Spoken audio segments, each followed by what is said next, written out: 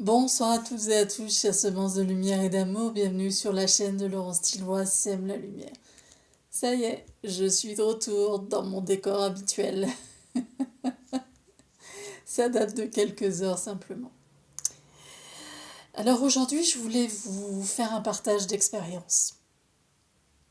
Et avant tout, remercier toutes les personnes qui regardent mes vidéos et qui se sont abonnées à ma chaîne.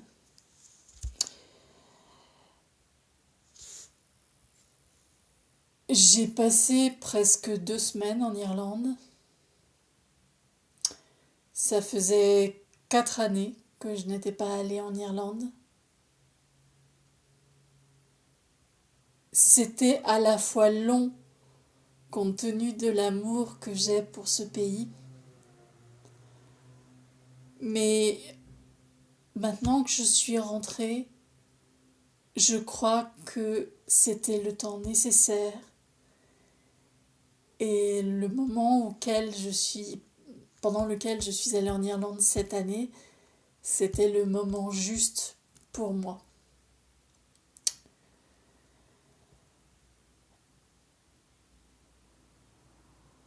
Donc je veux faire un partage d'expérience parce que pour ceux qui me suivent régulièrement, vous savez que depuis plusieurs mois,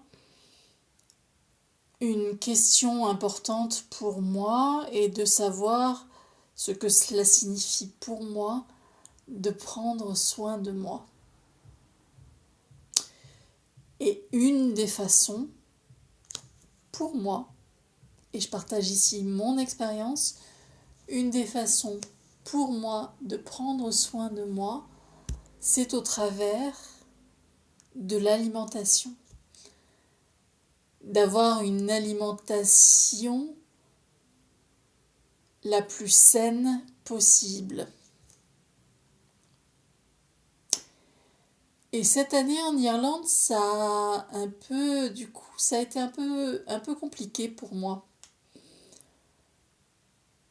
Euh, Parce que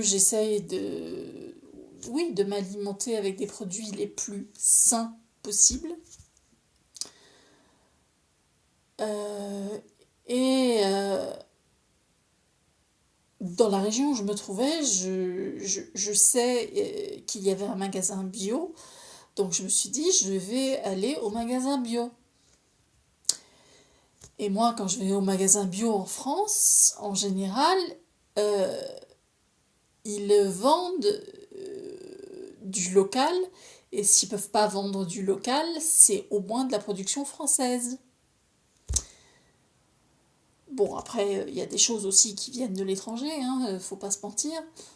Mais dans le magasin bio dans lequel j'ai l'habitude de faire mes courses, c'est pour le moins local. Si ça peut pas être local, c'est français. Et puis après, seulement, ça provient de l'étranger. Et, et je me dis, bah, finalement, c'est le truc d'un magasin bio que de chercher des producteurs locaux. Euh, et donc, je vais en Irlande, je vais dans ce fameux magasin bio euh, que je connais pour y avoir déjà été. Et, euh, et là, je me suis dit, bon, moi, j'avais besoin de fruits et de légumes, donc qu'est-ce que je vais faire? Je vais regarder un peu les fruits et légumes. Et là, j'ouvre des billes comme ça. Je vois que les betteraves viennent de Pologne, que les endives viennent de Hollande. Et là, je me pose une question. Je me dis, mais ils n'ont pas des fermiers. Alors, ils ont des fermiers, des vaches, des moutons, même quelques chèvres, je crois, en Irlande. Mais ils n'ont pas des maraîchers. Et ce matin, avant de repartir, j'ai posé la question. J'ai parlé avec la propriétaire de l'endroit dans lequel je résidais. Et elle me dit, mais si, tout à fait. Mais elle me dit, tout est importé maintenant. Et là, j'ai fait, waouh. j'ai trouvé ça très compliqué parce que si je, j'allais dire le mot en italien, si je compare, c'est un peu compliqué hein, parce que je viens d'un pays anglophone, je rentre d'un pays anglophone, mais je parle italien en même temps, donc l'italien est... On va essayer de mettre tout ça au clair. Donc, si je compare avec la France,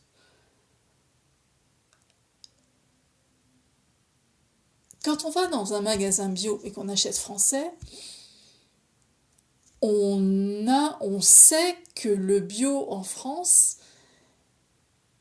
est, est très, comment dire, on sait qu'il pèse sur le bio français de nombreuses normes et qu'on peut s'attendre de ce fait à ce que le bio français soit plus clean que le bio qui vient de l'autre bout du monde.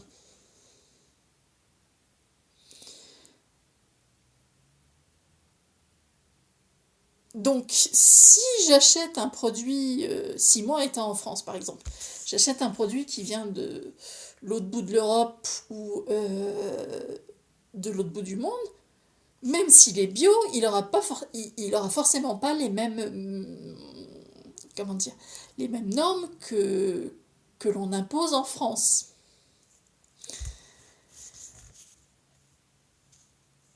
Et donc là, c'était le choc, quoi. Parce que je me rappelle pas qu'il y a 4 ans, la dernière fois où j'étais allée en Irlande, il y avait cette scission aussi importante entre avec autant de produits importés. Et quand je me déplace dans un pays, en tout cas c'est mon expérience à moi, ce que j'essaye de faire, c'est de consommer local, donc du pays. Euh, Si j'ai envie d'aller manger des betteraves polonaises, bah, je vais peut-être aller en Pologne, visiter la Pologne et manger des betteraves en Pologne. À moins que si j'allais visiter la Pologne, je me retrouve à manger des betteraves qui viennent d'Irlande. Enfin, voilà. Ça n'a pas trop de... Voilà. Donc, oui, je disais donc, il y a 4 ans, ça m'avait pas autant frappé. Et que donc, lorsque moi je visite un pays, mon but à moi, c'est de manger local. Que ça soit de la carotte ou que ce soit de la viande. Euh, bon, alors, en ce qui concerne, on va dire, les protéines, on va appeler ça comme ça.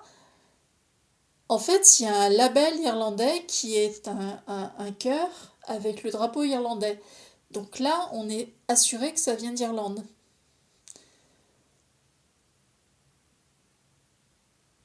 Enfin, je l'espère. Mais bon, voilà. Quand j'achète ce genre de produit là-bas, j'espère très très fort, et en théorie c'est le cas, que ça vient d'Irlande.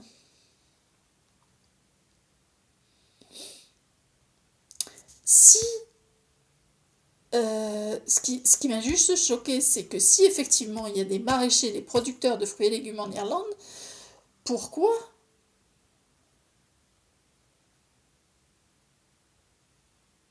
mettre en avant les produits qui viennent de Pologne ou de Hollande, et ça c'est juste un exemple, hein, c'est pas, j'ai rien contre les produits hollandais ni polonais, mais me trouvant en Irlande, pourquoi j'irais manger des produits polonais ou hollandais?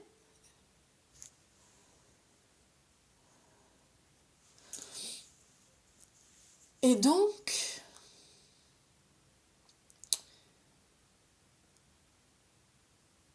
voilà, c'était cette expérience-là.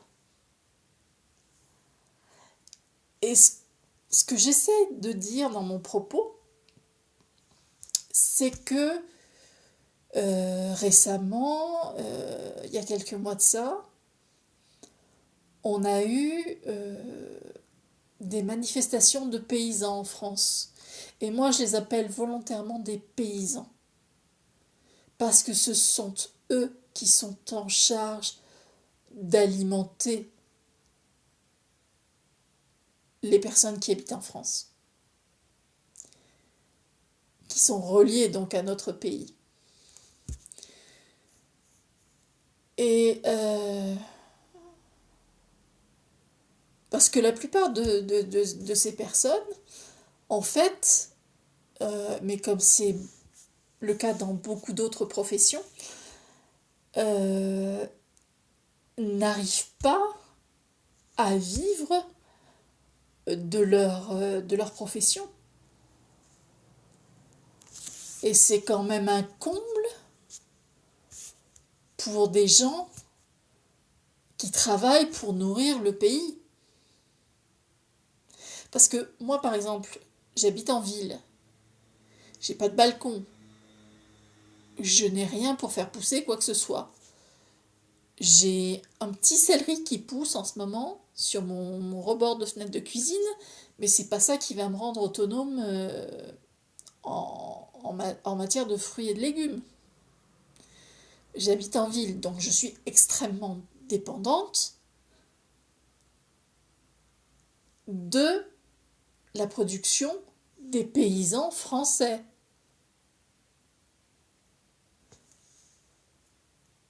Et je compte sur eux pour me permettre de manger le plus sainement possible. Sachant que effectivement, en France, on est un des pays au monde qui avons énormément de normes sur nos produits alimentaires.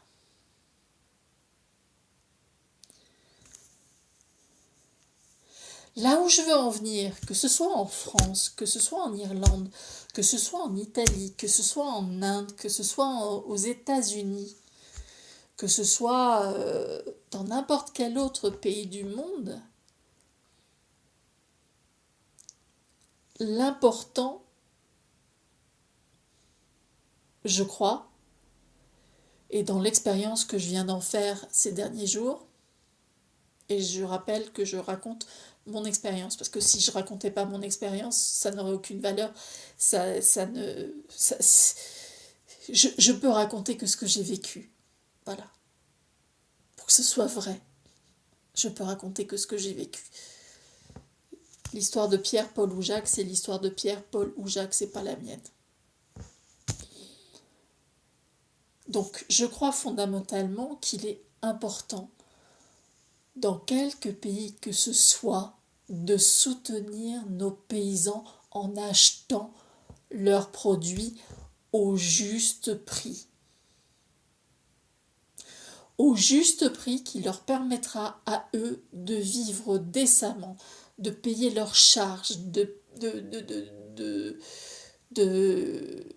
payer l'emprunt qu'ils ont fait pour le tracteur, je sais pas quoi, enfin, peu importe, mais de vivre de manière décente. Chacun devrait pouvoir vivre de sa profession d'une manière décente. Et c'est eux qui nourrissent les paysans, c'est eux qui nourrissent le pays. Notre pays, en l'occurrence, moi je vis en France, donc ils me nourrissent à moi et à tous les autres Français et Françaises.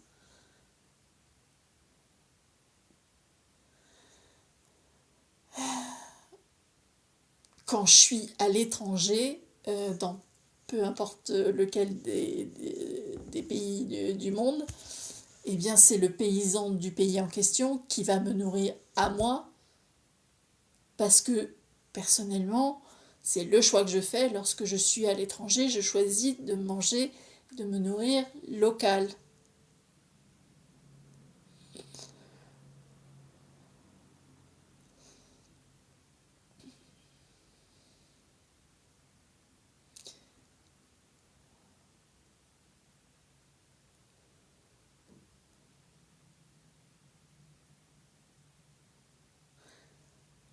Je sais pas si le message que je veux faire passer, il est suffisamment clair, parce que quand je suis dans la passion, c'est vraiment, ça me passionne vraiment ce, ce sujet, et pour moi, ça revêt une importance phénoménale, parce que, admettons que nous dépendions de je ne sais pas trop quel pays pour je ne sais pas trop quelle denrée alimentaire. Le jour où il prendra la fantaisie à ce pays X ou Y de couper le... comment dire, le... Ah, de dire, bah, terminé, je vous livre plus, pour X ou Y raison, peu importe. Si c'est un produit dont vous dépendez, qu'est-ce qui se passe? Si c'est un produit dont dépend fondamentalement votre alimentation, qu'est-ce qui se passe? Toute votre population, parce que ce sera la base de votre alimentation, bah, va mourir de faim.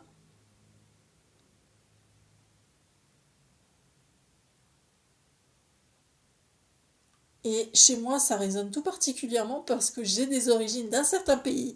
Et que si, dans ce certain pays, par exemple, on venait à couper les apports de blé, ah, comment on fait la pasta?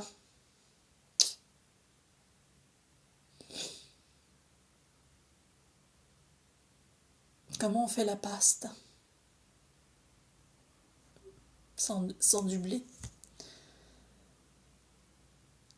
Je dis du blé parce que c'est la principale manière de faire des pâtes. Bon, après, il y a des dérivés d'autres céréales pour faire des pâtes, mais voilà.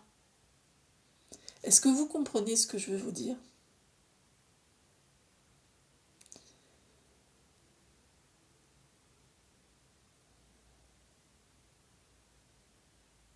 Le message que j'essaye de faire passer. C'est important de soutenir nos paysans en allant acheter leurs produits à un juste prix. Ce qui vient de l'autre bout du monde, en tout cas en ce qui me concerne, je ne dis pas il faut faire la même chose que ce que moi je fais pour moi, mais je vous partage mon expérience. Ce qui vient de l'autre bout du monde devrait rester à l'autre bout du monde pour nourrir la population des pays de l'autre bout du monde, si vous voyez ce que je veux dire. Parce que les pays de l'autre bout du monde, ils ont une façon de se nourrir qui est différente de la nôtre.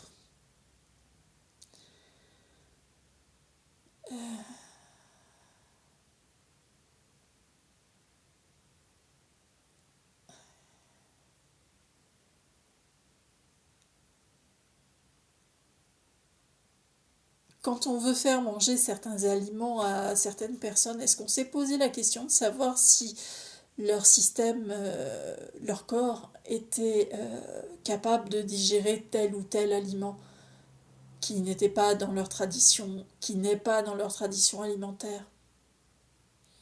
Est-ce qu'ils vont pas faire des allergies parce qu'ils mangent un truc? Ça ne veut pas dire que toute la population fera des allergies, c'est pas ça que je suis en train de vous dire. Mais est-ce que leur corps est à même de digérer les aliments qui ne viennent pas de chez eux, par exemple, qui viennent de l'autre bout de la planète? Il y a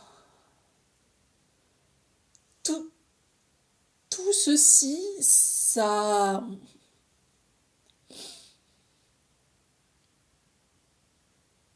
Pour moi, dans mon expérience, et je répète, c'est mon expérience que je partage avec vous, peut-être ça résonnera avec vous, peut-être ça résonnera pas du tout, Et si ça résonne, c'est parce que c'est présent pour vous. Si ça résonne pas, c'est parce que c'est pas présent pour vous.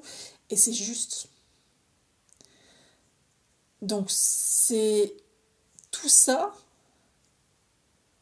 en ce qui me concerne, ça contribue à faire que je vais être en mesure de prendre soin de moi. Et ça, c'est une facette du fait de prendre soin de soi. Il y en a bien d'autres, hein.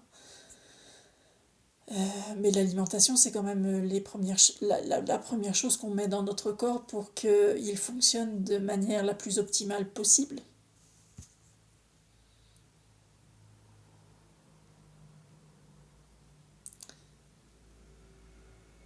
Donc le message, pour moi, c'est celui-ci.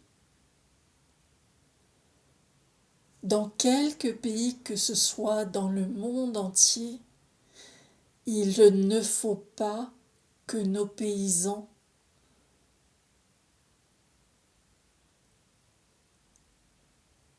changent de profession ou n'existent plus. Ils sont importants pour nous. Si je voulais utiliser un slogan et le réutiliser, c'est Farmers' Lives Matter. Farmers' Lives Matter. La vie des paysans, elle a de l'importance. Au même titre que la vie de n'importe qui sur cette planète a de l'importance. Que ce soit vous, que ce soit moi, que ce soit votre voisin, votre voisine, votre grand-père, votre grand-mère, votre frère, votre soeur, peu importe. Si vous êtes là, c'est que vous avez une place et c'est que votre vie, elle est importante pour la communauté.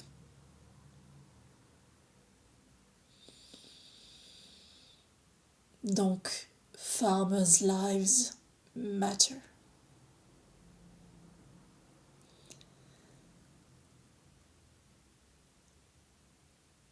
Au même titre que n'importe qui. Au même titre que la vie de n'importe quel autre être.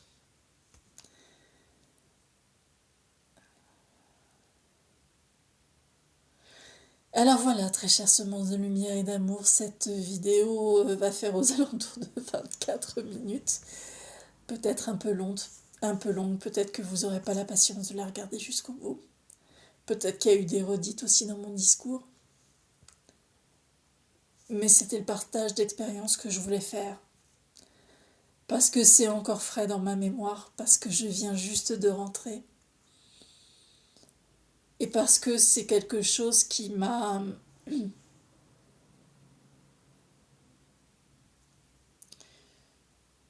qui est venu me titiller. Parce que je comprenais pas, je me disais mais pourquoi ? Et puis aussi parce que c'est un message. C'est un message que j'ai reçu en étant là-bas en Irlande.